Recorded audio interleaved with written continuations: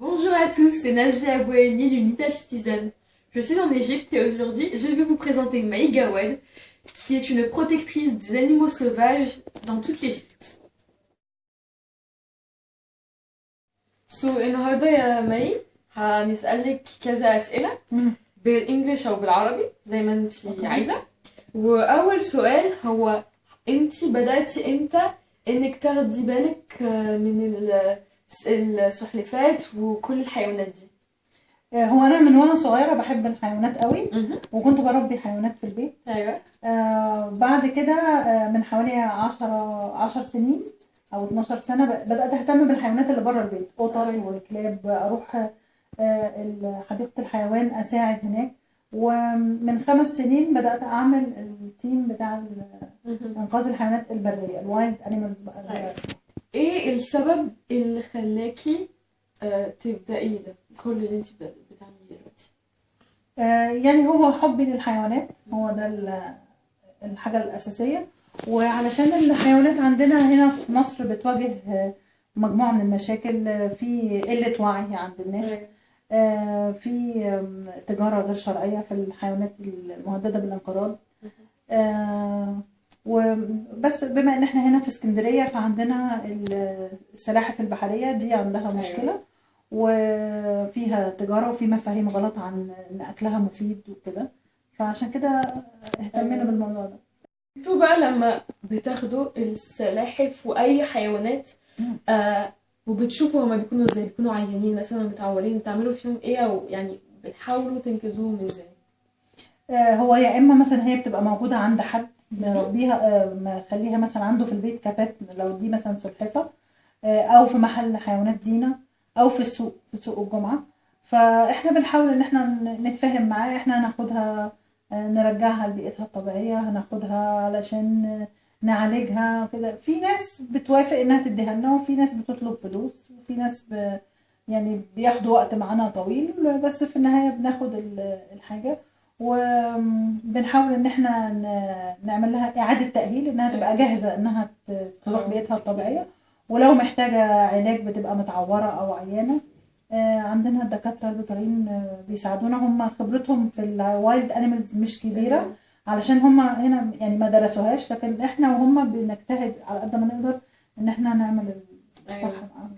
وانتوا ازاي بتوعوا الصيادين والناس اللي بيبيعوا الحيوانات دي؟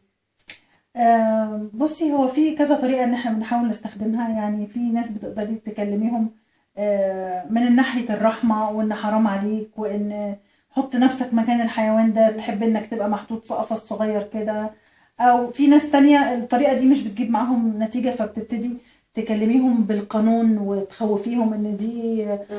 يعني تعتبر جريمة بيئية، وان في عقوبة، وفي كده. دي ناس كده، وفي ناس ممكن من الناحية الدينية. يعني كل واحد بيبقى ليه مدخل ممكن ايوه تعملي له اكيد. اه. التوعية من خلاله. وانتي انقذتي كام سلاحف وكام حيوانات يعني لغاية دلوقتي؟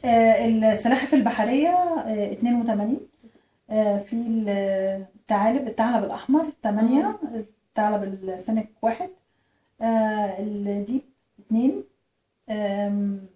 بوم 3، طيور جارحة اللي هي زي الصقور وكده 6، 6 أنافد، وطبعا قطط وكلاب ايوه اكيد. العادية، وفي 2 قطة برية. وعملنا مشروع اسمه إعادة توطين السلحفاة المصرية، اللي هي السلحفاة الصغيرة واللي طبيعية. بتعيش على الأرض. دي هي المفروض إن هي نوع مصري، بس منقرض تقريبا من مصر، مش موجود في البيئة الطبيعية اه. بتاعته، بس بيجي متهرب من من بره. ليبيا. فاحنا جبنا مجموعة ووديناهم بالتعاون مع المحميات، رجعناهم بيئتهم الطبيعية على مرتين، يعني 2017 2018 ودينا مجموعة ومجموعة هو حضرتك عايزة تقولي ايه للأطفال اللي هما بيتفرجوا علينا أو أي حد بيتفرج علينا؟ هنتكلم الأول عن الحيوانات اللي في البيت. مهم. لو هو ما عندوش الوقت او مش ناوي ان هو يحتفظ بالحيوان ده مدة طويلة، يعني انا لو فكرت ان انا اجيب قطة او كلب، ابقى عاملة حسابي ان هو هيقعد عندي 10 سنين. فانا مش هسافر في خلال 10 سنين دول، مش هسيب البلد او هاخدها هنقلها معايا، ان انا ده فرض زيادة في البيت. اه ماشي. فيا اما ابقى متحملة المسؤولية من الاول، يا اما ما اشيلهاش، ممكن بقى العب مع الحيوانات في عند اصحابي، اتطوع في شيلتر ان انا اساعد. ده بالنسبه أكيد. لحيوانات البيت. بالنسبه للحيوانات البريه مش مفروض انها تتربى في البيت، دي مكانها في البيئه الطبيعيه بتاعتها. مش هتكون مرتاحه، انا كده بسبب انها بتنقرض، اعدادها بتقل. لما هتعيا مش هعرف ابقى اوديها للدكتور، ومش هبقى فاهمه برضو اللي بيحصل لها. البيهيفير بتاعها. وطبعا في امراض معديه انا ممكن اتعدي منها وممكن اعديها.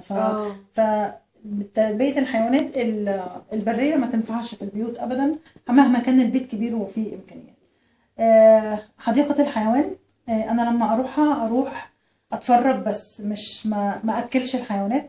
الحيوانات ليها مواعيد، المفروض ان اللي بيبقى ليها مواعيد معينه تاكل فيها. انا ما احاولش ان انا اشجع العمال ان هم يغيروا النظام ده علشان انا ااكله، او ان انا اشيل حيوان اتصور معاه. دي الحاجات كلها دي بتسبب ضرر نفسي يعني للحيوانات، فانا مش المفروض ان انا اعمل كده. بالنسبه للبيئه البحريه، انا ما مرميش اي حاجه، مرميش زباله في الشارع، مرميش كيس، ما استخدمش الشاليمو خالص، استغنى عنه. هو يعني هو مش حاجه مهمه خالص في حياتنا، لو لغيته من حياتي انا كده عملت حاجه مهمه جدا. لان الشاليمو مش بيعدي، حتى لو انا بلد بعمل ريسايكلينج هو مش بيعدي في المكنه بتاعتي، بيسقط منها، فما ينفعش تعمل له ريسايكلينج. فاستغنى عن الشاليمو، استغنى عن الكيس البلاستيك، الكوبايه البلاستيك، اروح اي مكان مثلا بالمج بتاعي ما اخده معايا. لما اجي اشتري حاجه ميك اب او شامبو ومحتاره ما بين نوعين، اختار النوع اللي في علبه كرتون مش في علبه بلاستيك، اختار النوع اللي مكتوب عليه ان هو بلاستيك فري، او ان هو ما فيهوش داخل في الصناعه بتاعته حاجات مضره للبيئه. البلالين ما نستخدمش بلالين خالص، لانها زي الكيس البلاستيك، ما نعملش الاحتفالات ونطير بلالين.